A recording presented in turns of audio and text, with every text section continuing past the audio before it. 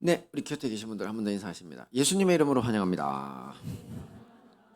예수님의 이름으로 사랑하고 축복합니다. 반갑습니다. 네, 오늘 말씀은 역대상 28장 11절 말씀. 우리 한 절 보겠습니다. 시작. 그런 다음 다윗은 그의 아들 솔로몬에게 성전의 설계도를 주었습니다. 그것은 성전 둘레의 현관과 성전 건물과 창고 그리고 윗방과 내실의 설계도였습니다. 그리고 속죄소의 설계도도 주었습니다. 아멘. 네, 지난주 성경 정독 범위는 역대상 25, 29장에서 이제 역대하로 넘어가서 1, 2장까지 있습니다. 이 성경에서 가장 중요한 이야기 중 하나가 바로 성전에 대한 것입니다. 지금까지 보고 계신 이 역대상하의 주요 주제 중 하나도 역시 성전이라고 할 수 있는데요. 그래서 오늘은 이 성전에 대한 더 깊은 내막을 알기 위해서, 사실 여러분 성전 하면 좀 막연하잖아요, 그죠? 그래서 이 무너지고 다시 세워진 성전이라는 주제로 함께 살펴보고 은혜를 나누도록 하겠습니다. 함께 봅니다. 시작. 하나님의 설계도 인류 구원 프로젝트. 네, 모세부터 이 솔로몬 성전까지 하나님의 뜻에 의해 만들어진 성전에는 다음과 같은 공통점이 있는데요. 같이 봅니다. 시작. 하나님의 설계도. 네, 그렇습니다. 바로 하나님이 성전 설계도를 직접 만들어 주셨다는 것입니다. 이 일은 모세 시절 만들어진, 네, 앞에 찬양과 기도를 너무 열심히 하다 보니 목이 좀 갔습니다. 자, 이 일은 원래 이 모세 시절 만들어진 성막, 거룩한 청막이라 그러죠. 이것이 그 시초입니다. 하나님이 설계도 처음 만들어 주신 게. 하나님은 이 시내산에서 모세에게 그 설계도를 주시면서 성막 안에 들어가야 할 각종 성물 기구를 만들게 하셨는데요. 이 후대에 이제 천막에서 솔로몬 성전으로 넘어가게 되는데 그때도 역시 마찬가지였습니다. 함께 봅니다. 시작. 그런 다음 다윗은 그의 아들 솔로몬에게 성전의 설계도를 주었습니다. 그것은 성전 둘레의 현관과 성전 건물과 창고 그리고 윗방과 내실의 설계도였습니다. 그리고 속죄소의 설계도도 주었습니다. 또한 성령께서 그에게 가르쳐준 성전 짓는 일에 관한 모든 것, 즉 여호와의 성전 둘레의 뜰과 성전 안의 모든 방과 성전 창고와 성전에서 쓰는 거룩한 물건인 성물들을 보관할 창고의 설계도를 주었습니다. 아멘.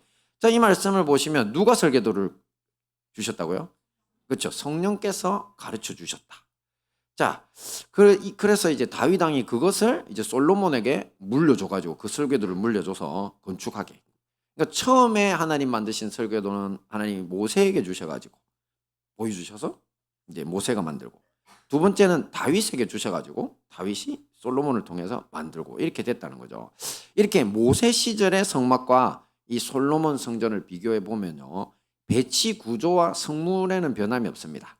대신에 길이와 높이가 3배, 또 넓이가 2배 정도 더 커지고 또 부속 건물들이 좀 들어가게 됩니다.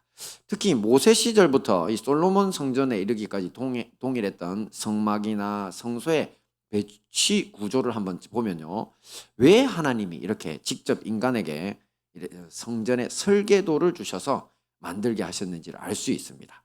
자, 결론적으로 말해서 그 이유는 다름이 아니라 성전 구조 속에 바로 하나님의 인류 구원 프로젝트가 들어있기 때문이라고 할 수 있습니다. 자, 여러분, 구원이 뭡니까?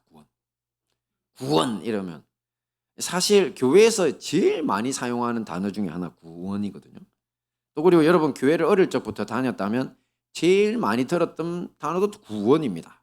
근데 누가 구원이 뭡니까? 이렇게 물어보면 그 참된 이 명확한 그 참된 의미에 대해서 이렇게 명확하게 대답하는 사람들이 별로 없는 것이 현실입니다. 뭐 고작해야 죽어서 우주 저 너머에 있는 천국이라고 하는 장소로 옮겨가 살게 되는 것, 그게 구원이다.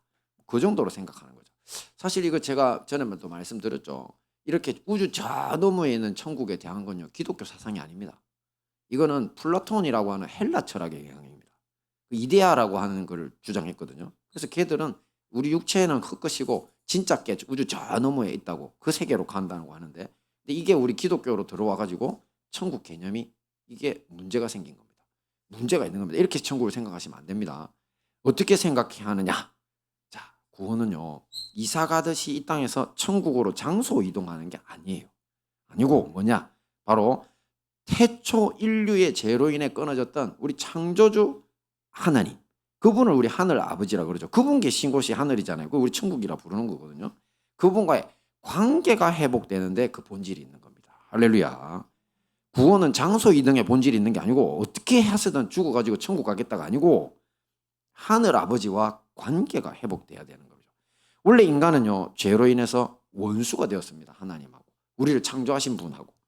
그래서 이 관계 회복이 바로 구원이고, 하나님 품에 다시 안기는 것이 구원이고, 거기가 바로 천국이라는 겁니다. 이해하셨죠? 근데 거기가 저 우주 저 너머에 있는지 없는지 우리가 알아요, 몰라요? 모르죠. 사실 우주 저 너머에는 없을 겁니다. 왜? 하나님은 영적 존재시고 우주는 물질이니까요. 그죠? 그러니까 우리가 영의 아버지께로 옮겨가는 것은 우리가 죽을 때 육체를 두고 가잖아요. 그죠? 그리고 나중에 이제 예수님이 다시 이 세상에 오셔가지고 온 세상을 새롭게, 자기 창조 세계를 다 새롭게 하신다고 약속이 있잖아요. 그래서 계시록에 보시면 새 하늘과 새 땅이 있고 새 예루살렘 내려올 때 그때 예수님과 같은 부활의 육신을 주시는 것, 그게 바로 천국, 진정한 천국이 되는 겁니다. 여러분이 우리가 생각하는 장소적 천국이라고 하면요. 하지만 거기 앞서서 먼저 하나님 아버지, 우리 영의 아버지와의 관계 회복이 구원이라는 사실을 반드시 알아야 됩니다. 자, 그래서 이제는 이런 시각으로 이제 성전 구조 속에 숨어 있는 인류 구원 프로젝트, 즉 하나님과의 관계 회복을 위한 프로젝트죠. 하나님이. 자, 그게 들어있는 것을 보겠습니다. 함께 봅니다. 시작. 인류 구원 프로젝트. 네, 성막은 지금 화면에서 보시는 것처럼 크게 세 부분으로 나뉩니다. 지금 보시면 번제단, 물두멍, 회막 이렇게 해놨죠. 자, 그런데 이 번제단은 죄를 지은 사람이 자기 대신, 이게 문제네. 네.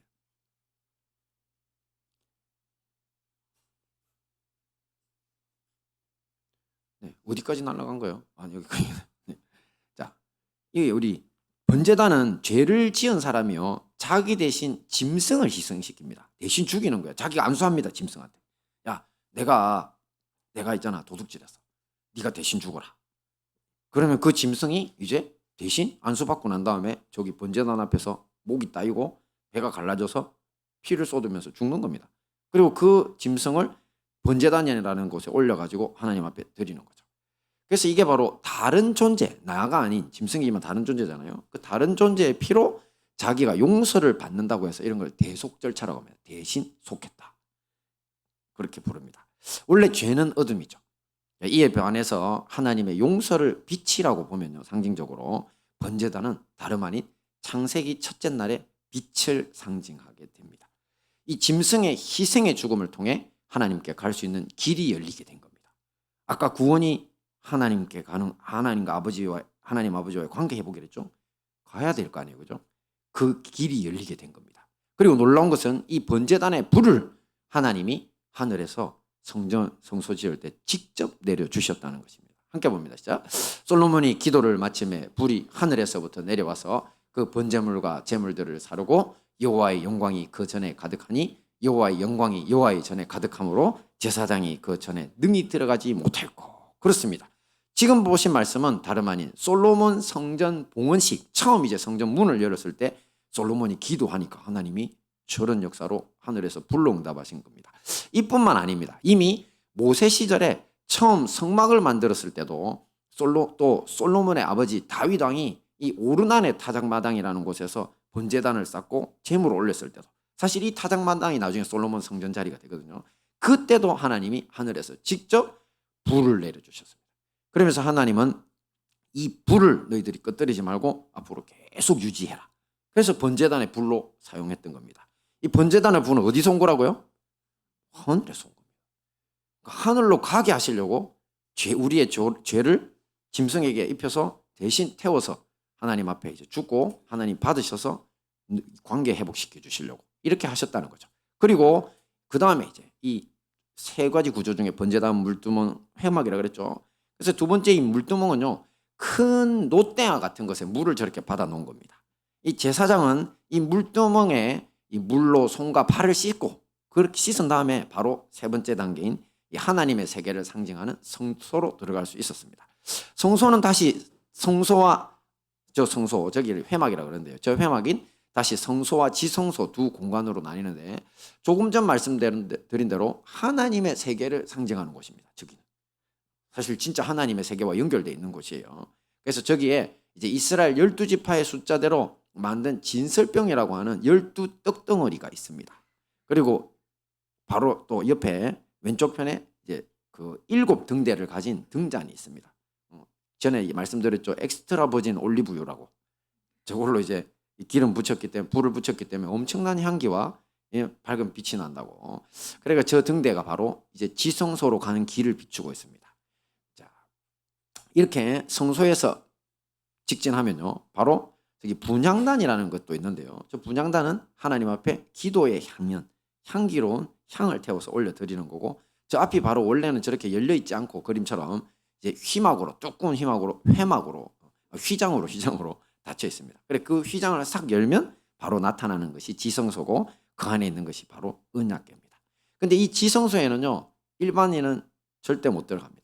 일반 제사장도 못 들어갑니다. 하나님이 들어오면 죽을 거라 그러시고, 오직 대제사장만, 그것도 1년에 딱 한 번 대속죄일이 있거든요. 모든 이스라엘 민족의 전체 죄를 다 용서해주는, 그때 앞에서 말씀드린 번제단에서 짐승을 대신 죽여서 속죄 제사를 지내고 그제서야 이제 하나님 앞에 들어갈 수 있었습니다. 딱 한 번. 이 거룩하신 하나님의 인재가 실제로 하늘과 연결돼서 있는 장소가 바로 저 언약궤였기 때문이죠. 자, 이렇게 하나님은 이스라엘 민족들의 성막, 그 중에서도 지성소에 임재하셔서 창세 이후 인류의 죄로 갈라진 하늘과 땅을 하나로 이어 놓으신 겁니다. 그러니까 바로 하나님이 우리에게 주시는 구원 프로젝트, 하나님과의 관계를 회복하고 하나님께 나올 수 있는 길을 저 성막 안에다가 만들어 놓으신 거라는 거죠. 할렐루야. 자, 그럼 이 이후에 이 하나님의 구원 프로젝트인 성전, 성막 다 어떻게 됐을까요? 같이 봅니다. 시작. 무너지고 다시 세워진 성전. 한마디로 말하면 어떻게 됐다? 무너졌다.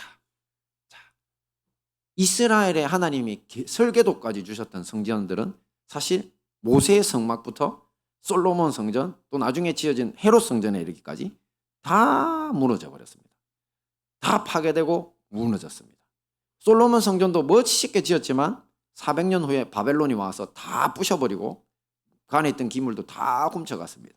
그리고 나중에 예수님 시절에 와서 또 헤롯 성전을 지었는데, 이거는 짓는데 처음 완성, 이제 기초 구조 만드는데 10년, 그 다음에 유지 보수 70년, 무려 80년 동안 지은 성전이었는데 겨우 7년밖에 못 쓰고 로마군이 와가지고 다 부셔서 돌 하나에 돌도 남겨두지 않고 그렇게 했습니다. 자, 그래서 지금 이스라엘에는 성전이 있다 없다? 없습니다.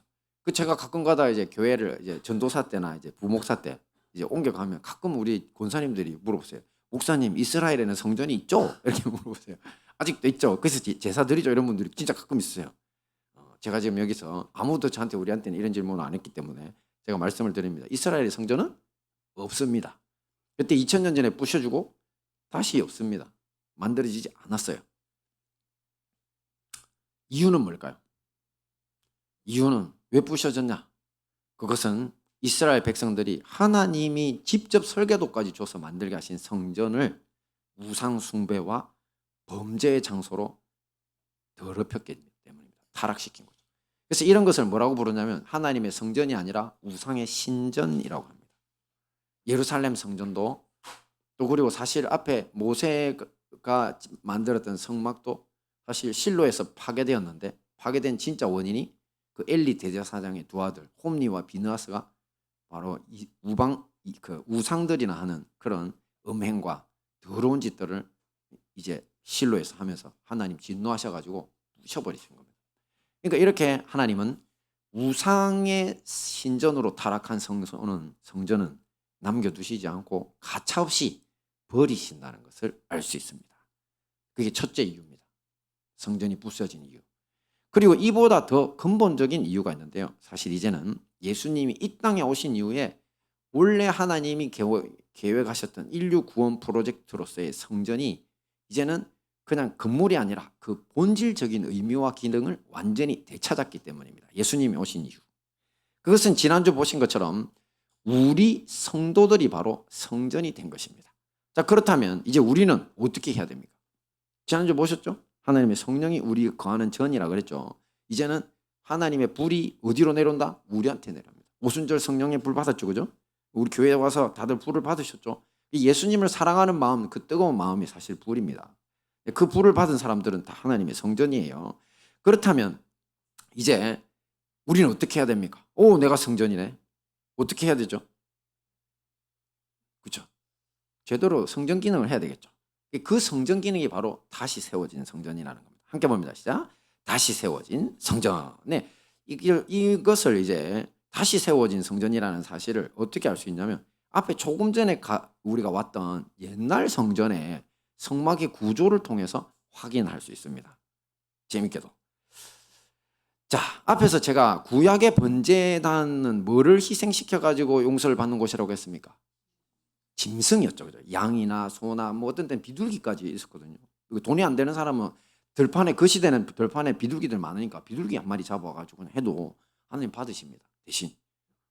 그런데 이것이 이제는 뭘로 대체됐냐면 바로 예수님의 십자가로 대체된 겁니다. 원래 번제단은요, 목적이 나중에 예수님이 이렇게 자기를 불태워서 자기를 십자가에서 온 영과 몸을 다 불태워가지고 하나님 앞에 속죄물로 드릴 거라는 예언적 의미를 갖고 있었던 거죠. 그러니까 2000년 전 예수님이 이 땅에 오셔서 죽으시고 십자가에서 죽으시고 부활하시면서 이제 더 이상 번제단이 필요하다 안 하다? 이제는 더 이상 필요하지 않습니다. 우리는 예수님의 피로 씻고 하나님께 나아갈 수 있는 길이 열렸기 때문입니다. 자, 하지만 우리가 모두 알듯이 우리 일상에서 우리가 죄 짓는 습관이 있잖아요. 그죠? 그거 여전히 남아있잖아요. 이것들은 어떻게 해야 됩니까? 이것은 매일매일 예수님의 십자가 앞으로 나아가 무릎 꿇고 기도하면서 나아가서 주님 앞에 용서를 구해야 합니다. 그러면 다시 주님께서 그 죄를 용서해 주시는데 다시 같은 죄로 돌아가지 않도록 힘을 쓰는 것이 우리의 의무인 것입니다. 자, 그리고 물두멍은요, 번제단이 예수님의 십자가로 이제 완성이 됐잖아요. 그럼 물두멍은, 원래 물두멍은요, 하나님의 세계를 상징하는 성소로 들어가기 전에 제사장들이 씻는 장소라고 했죠. 손과 발을. 그죠? 근데 이 물두멍의 원래 재료가 뭔지 아십니까? 저게 노수로 돼 있거든요. 근데 쟤를 뭘로 만들었냐면요, 이스라엘 여인들이 원래 거울을 가지고 있어요. 근데 저 시대에는 지금 같은 유리 거울이 없었고 다 청동 거울이었거든요. 그래서 그 청동 거울을 헌물로 받았습니다. 내놓을 사람 내놔라 이래서. 그래서 이스라엘 여인들이 많이 자기의 거울을 내놨는데 그것을 가지고 큰 롯데아를 만든 겁니다. 자, 거울은 여러분 뭘 하는 의미입니까? 자기를 비추는 거죠. 그러니까 이 제사장이 이 물두멍에 고인 물을 보면서 자기가 보이죠? 그 자신의 손과 발을 씻기 전에 자기 자신을 먼저 마주해야 됩니다. 제가 뭐라 그랬습니까? 이 번제단 지나서 물두멍 그 다음에 하나님의 성소를 세계를 상징하는 이 회막 성소 안으로 들어갈 수 있댔잖아요. 자기 얼굴 보면서 야, 내가 저 하나님의 세계로 들어갈 수 있나? 자기를 돌아보게 되는 거죠. 그렇죠? 내가 그런 거룩한 삶을 살았나? 즉 물두멍은 선한 양심의 거울이 원래 본질적 역할이라는 겁니다. 그래서 여인들의 거울로 만든 거예요. 그래서 여러분, 양심, 우리 양심, 예수 믿는다고 양심 버린 사람들 세상에 너무 많죠. 구원만 받으면 된다고. 나중에 천국에서 만날 수 있을지 보자고. 진짜로. 겁을 내야 됩니다. 이런 사람들. 선한 양심의 거울이 있어야 하나님의 세계로 들어갈 수 있습니다. 그리고 사실 이 물두멍은요, 왜 이런 네, 물두멍은요, 근아야 이거 좀 잡아라.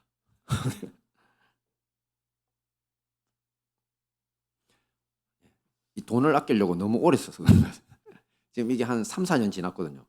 근데 그냥 배터리 들어가도 아무 문제가 없길래 계속 썼더니만 약간만 버튼이 이렇게 눌려줘도 지 마음대로 날아다니네요. 이제 갈 때가 됐죠. 좀 씁쓸한 표정들이신데 네, 하겠습니다.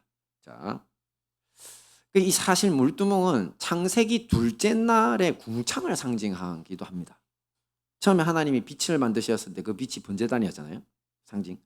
근데 저 두 번째 물두멍이요, 하나님이 만드신 두 번째 날 궁창을 상징하기도 합니다. 자, 왜? 궁창이라는 건 하늘과 땅을 연결하는 가운데잖아요. 비어 있는 것 같잖아요, 그죠? 근데 비어 있지 않다 그랬죠. 울림이 있다 그랬잖아요. 그래서 그냥 물질적으로 봐도 바람이라고 하는 울림 덕분에 온 세상이 산다 그랬잖아요. 바람이 그치면 식물이 안 큰다 그랬죠. 그러니까 하늘과 땅의 울림입니다. 그리고 우리 목소리도 울림이죠.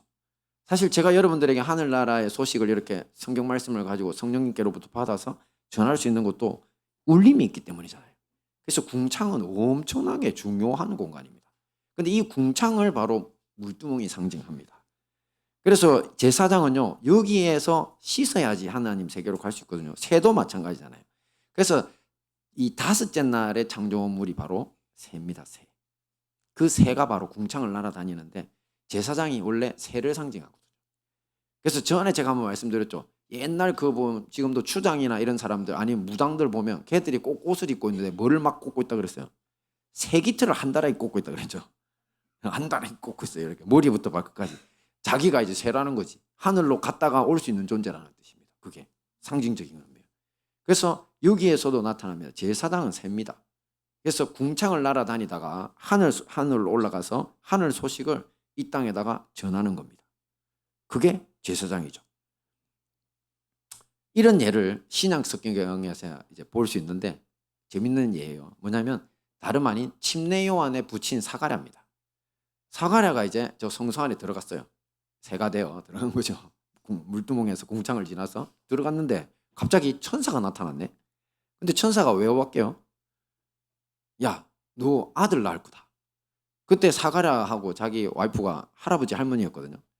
그래서 요한이 안 믿었어요. 요한이 아니라 사가랴가 안 믿었거든요. 그러니까 너 이걸 안 믿어? 너 이거 이루어지는 날까지 너 벙어리 될 거다. 이렇게 해가지고 졸지에 제사장이 천사를 만나서 하늘 소식을 받았는데 벙어리가 돼가 돌아왔네. 그래가지고 그냥 집에 가서 아기가 진짜 임신되고 할아버지 할머니가 애를 낳았어요. 그때 이제 사람들이 이름은 뭘로 할 거예요 이러니까 말을 못 하잖아요 그때까지. 그래가지고 이제 그 뭐 써라고 딱 줬더니만 쓰려고 썼는데 그때 요한이라고 썼거든요. 요한. 그때 천사가 가르쳐준 이름이에요. 근데 사람들이 보통 우리가 이름 지을 때 우리 권 집사님 있잖아요. 권 장로님도 계시고 권용택, 권용석 뭐 이렇게 용자 들어가고 막 이런 거 지켜야 되잖아요. 그죠? 그것처럼 이 나라도 그 지키는 습관이 있었거든요. 근데 요한은 원래 너희 집안에 없어 이랬는데 사가가 그때 뭐라고 말을 하려고 하면서 요한 했거든요. 입이 뚫려 버렸어요. 그래서 사람들이 다 뒤로 잡아졌어요. 지금 깜짝 놀란 거죠. 지금 천사를 만나고 온 것 같으니까 이렇게 됐는데 근데 아이 이름을 요한 이랬는데 요한 그래가지고 사람들이 소문이 이제 이 아이가 도대체 어떤 아이가 되려고 어떻게 됐습니까? 바로 예수님의 길을 예비하는 메시아적 선지자가 된 거죠. 그죠? 메시아의 길을 예비하는 그의 선지자. 그 사명을 감당할 존재로 이스라엘 전체에 각인을 시켜버리는 사건이 된 겁니다. 그러니까 이게 바로 하늘 소식을 벙어리로 살다 전한 최초의 제사장. 뭐 이렇게 이름을 붙일 수가 있겠네요. 자, 오늘날 우리 역시 마찬가지입니다. 우리도 전도라고 하는 하늘 소식을 전하기 위해서 반드시 필요한 것이 바로 물두멍 같은 선한 양심입니다. 그 길 지나가야 됩니다. 우리가 먼저 선한 양심의 거울로 자기를 돌아보고 부정한 손발을 씻어야 합니다. 그래야 하늘 아버지의 품으로 날아올라서 하늘 소식을 전해들고 이 세상의 사람들에게 전할 수 있기 때문입니다. 자, 그리고 성소는 다시 성소와 지성소 두 공간으로 나뉜다고 했는데요. 이 성소에 있던 진설병, 떡덩이 두 덩이거든요. 6개씩, 12개인데. 자, 이거는 원래 이스라엘 백성들의 40년 사막 생활 동안에, 광야 생활 동안 이제 하나님이 만들라고 하셨는데 그 재료가 뭔지 압니까? 다름 아닌 하늘에서 내려온 만나를 가지고 만들었어요. 새벽 이슬과 함께 하던. 그래서 하늘 양식이라는 별명이 있습니다. 그래서 성소에서도 저것을 만들어 가지고 성소에서는 일반에서는 매일매일 뭐 이렇게 만들었지만 성소에서는 딱 일주일 안식일마다 새빵으로 교환했습니다. 이거 좀 어디 비슷하잖아요. 우리에게도 주일마다 하나님이 생명의 말씀을 주시죠. 그게 하늘 만납니다. 성령의 감동으로 하늘에서 받아서 제가 여러분에게 전하죠. 그런데 그것이 또 일주일 후에 다시 교환되잖아요. 그죠? 그러니까 이게 참 신기하게 일주일마다 새빵으로 교환됩니다. 그리고 교환된 이 진리의 말씀은 어떻게 해야 됩니까? 매주 일 받았으면 매일매일 그 하늘에서 온 양식을 자기 삶을 통해 실현해야 되는 겁니다. 오늘 만약에 양심에 대한 이야기를 했는데 내 양심이 찔려. 그럼 어떻게 하면 됩니까? 다른 교회 가야지 이렇게 해야 됩니까?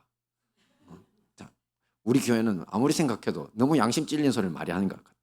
진짜 그런 분들 계시더라고요. 제가 지금 근 10년 목회하면서 보니까 딱 얼굴을 봐도 표가 나. 양심이 찔리면 다른 교회 가는 게 아니고요. 양심이 찔리면 회개하면 됩니다. 회개. 그렇잖아요. 그게 바로 하나님의 생명의 말씀을 매일매일 내 삶에 체화시키는 방법이에요. 그래서 양심대로 살면 손해볼 것 같죠, 여러분? 아니요. 제가 전에도 말씀드렸잖아요. 어떤 다큐를 가지고 아이들을 찍었는데 중고등학생들 보니까 양심 바른 애들 성적이 다 좋더래요. 양심 안 좋은 애들의 또 미래도 좋지 않을 뿐만 아니라 양심 바른 애들이요. 학교 성적만 좋을 뿐만 아니라 나중에 사회 가서도 성공하는 리더로 그렇게 많이 간대요. 그래서 또 윤리적 도덕적 리더십이 그래서 나온 거예요. 여러분 양심 회복하셔야 됩니다. 이것이 바로 생명의 말씀, 이제 일주일에 한 번씩 주는 이 말씀을 자기가 먹고 삶에 실천하는 거라는 거죠. 자, 그리고 이제 금등대가 나오는데요. 저 금등대는 바로 아까 앞에서 말씀드린 것처럼 올리브 기름, 엑스트라 버진으로 지성소로 가는 길을 비추는 7등잔입니다. 근데 재밌게 요한계시록에 교회가 몇 개 나오는지 아십니까? 7개 나오죠. 그렇죠? 그러니까 다름이 아니라 교회를 상징하는 겁니다. 저 등대 하나하나가. 그래서 교회는 온 세상에 향기로운 성령의 충만한 기름을 가지고 진리의 빛을 비춰서 하나님께로 가는 길을 밝혀야 된다는 겁니다. 그러니 만약에 교회가 이 빛을 밝히지 못하게 되면 어떻게 됩니까? 사람들이 하나님께로 갈 수 있다 없다?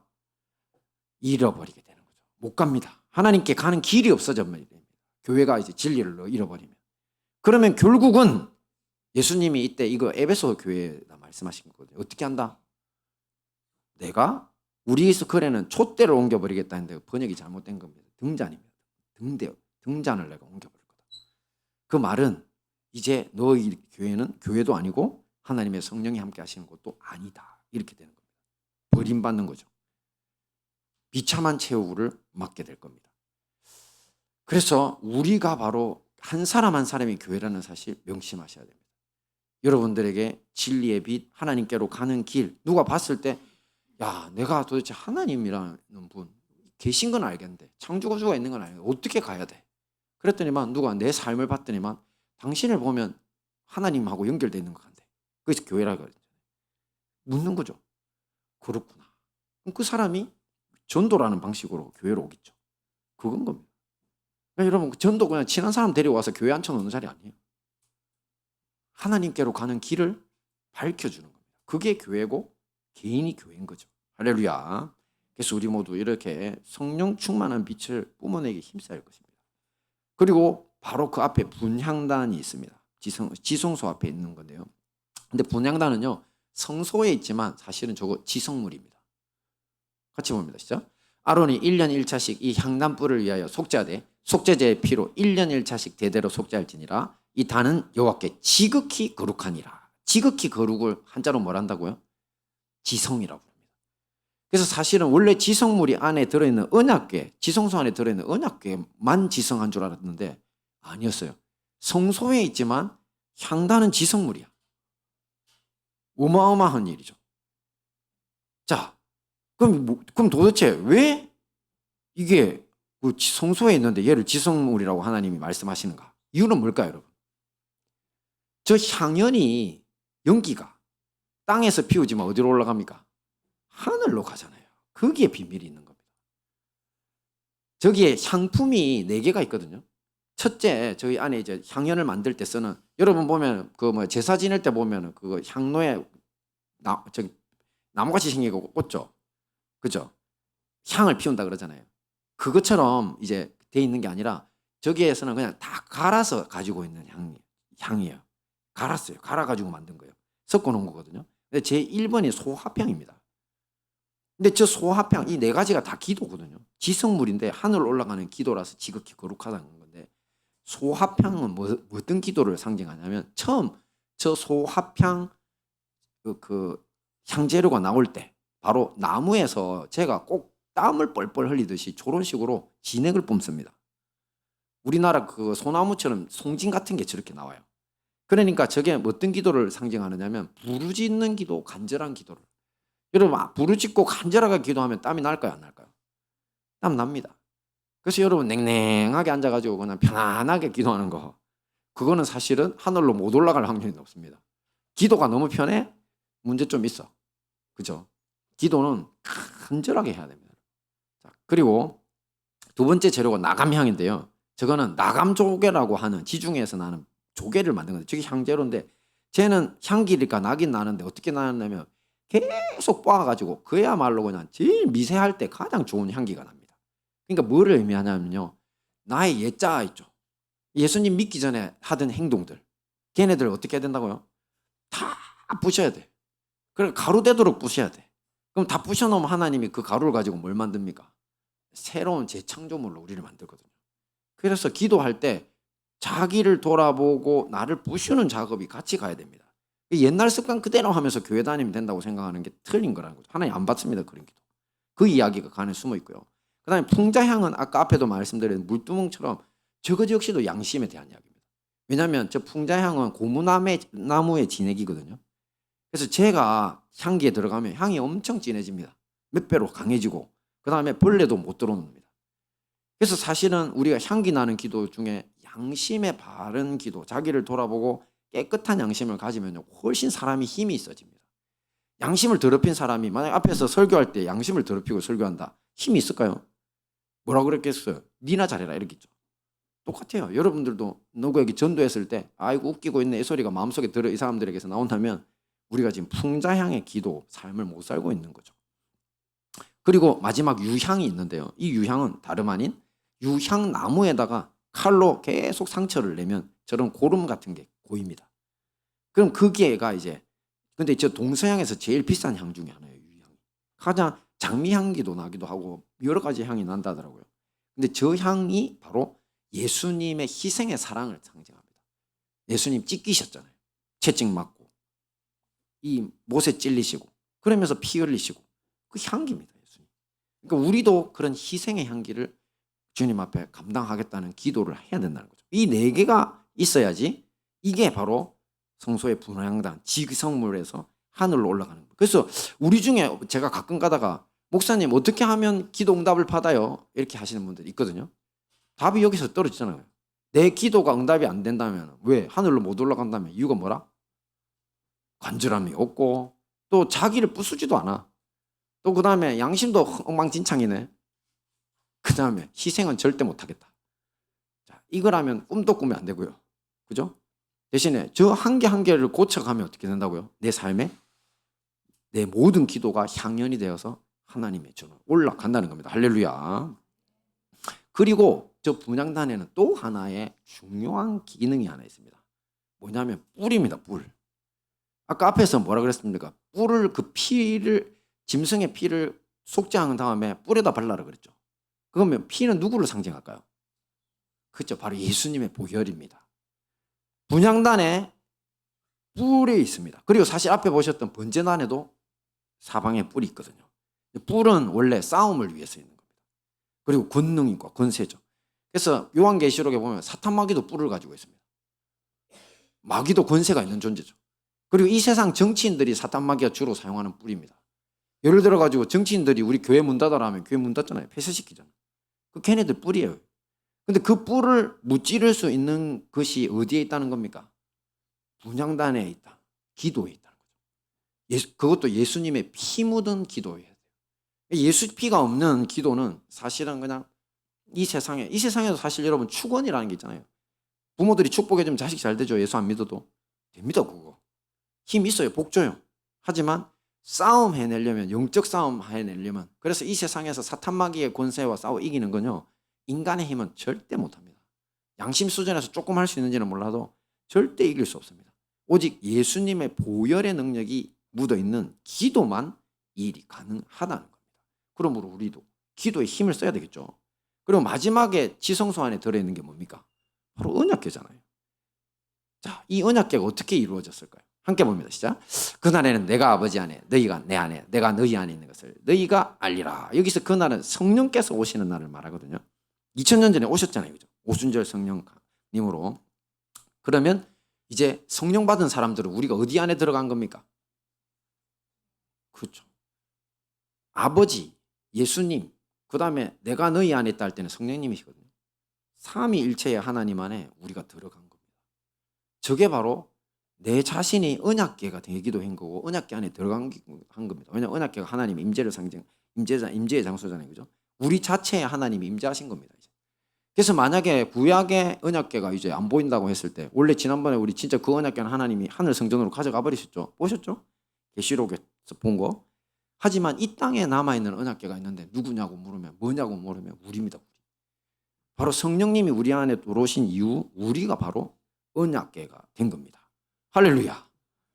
결국 우리는 하나님이 원래 의도하셨던 창조주와 인간과의 관계 회복, 창조주께로 가는 길이 열렸고 그 길을 잡았어. 성령 받은 사람들, 예수 믿는 사람들은. 그래서 우리는요, 하나님의 인류 구원 프로젝트 안에 우리가 들어간 겁니다. 할렐루야. 이루어진 거죠. 프로젝트의 완성품들입니다, 우리가. 하지만 이제 여기서 뭐가 있습니까? 예수님이 오실 때까지 사실 프로젝트로 성령이 돌아오셨고 내 속에 계시지만 끊임없이 싸워야 될 부분들이 있죠. 왜냐하면 우리의 죄성은요, 아직 그 우리 아까 향품의 그 기도 중에 나감향 그것처럼 부셔도 다시 또 올라오고, 또 양심적으로 살아도 어느 날 또 벌레 같은 것이 우리한테 끼어 들어오거든요. 그래가지고 그렇게 교회에서 교만한 짓 하지 말고 자기 자랑하지 말고 그다음에 형제 자매들 괴롭히지 말라고 했는데도 끊임없이 그렇게 합니다. 처음에 잘하다가 은혜 좀 받았다가 그냥 떨어지면 또 그렇게 하거든요. 그러니까 그게 바로 우리가 가지고 있는 죄성이고 사탄 마귀가 손댈 수 있는 분야입니다. 오죽하면 제가 그 말씀 드렸잖아요. 가라진지 알곡인지는 언제 알 수 있다? 가봐야 알다. 추수 때. 하나님도 모른다. 하나님 모든 걸 다 안다고 전지시지만 그 부분은 모르신다. 왜? 자기가 모르도록 창조했습니다. 자유의지라는 걸 주셨거든요. 그래서 우리는요, 가라지 같아도 알곡일 수 있고 알곡 같아도 가라지일 수 있습니다. 그것은 오직 다 자유의지에 의해서 결정됩니다. 그래서 주님이 끝까지 가서 보자고 하신 겁니다. 추수 때까지. 그래서 우리 모두 하나님의 온전한 언약궤가 되어 절대 이제 사탄 마귀의 신전이 되는 그런 어리석은 짓을 해서는 안 될 것입니다. 자, 말씀을 정리하겠습니다. 오늘 하나님의 설계도와 인류 구원 프로젝트 부분을 한번 보셨는데, 모세부터 솔로몬 성전까지 하나님의 뜻에 의해 만들어진 성전에는 공통점이 있다 그랬죠. 뭐가 있댔죠? 바로 하나님이 설계도를 직접 주셨다 그랬죠. 근데 하나님의 설계도의 진짜 정체는 뭐라고 했나요? 바로 인류 구원 프로젝트라고 했고요. 그리고 또 무너지고 다시 세워진 성전 부분을 보시면서 하나님의 구원 프로젝트로 만들어진 이 성전과 성소가 다 어떻게 됐다고 했습니까? 그렇죠. 다 부셔졌죠. 다 무너져 버리고 말았습니다. 이스라엘 백성들이 우상 숭배 범죄로 더럽히며 하나님 버려버린다 그랬죠. 그런데 다음에 어떻게 됐습니까? 다시 세워졌습니다. 그죠? 눈에 보이는 건물입니까? 아닙니까? 아니죠. 바로 예수님의 몸된 교회인 성도들, 저와 여러분들을 통해서 성전이 다시 지어지고 완성됐다고 했습니다. 자, 이 모든 말씀으로 다시 세워진 하나님의 성전으로 승리하시는 우리 행복한 다니엘 교회와 형제교회 성도님들 되시기를 축원합니다. 아멘. 우리 다 함께 차례에서 일어나셔서